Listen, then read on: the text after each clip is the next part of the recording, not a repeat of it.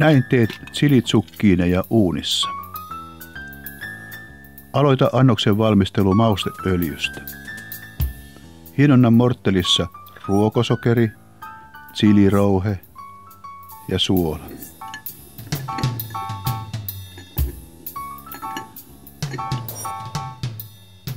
Lisää mausteseokseen lusikallinen öljyä ja sekoita.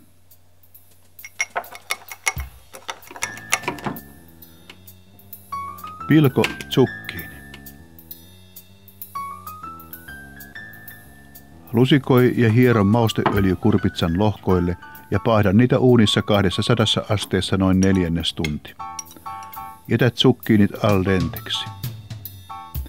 Tee rukolasta ja tomateista salaattipeti, nostele tsukkiinien palat salaatin joukkoon.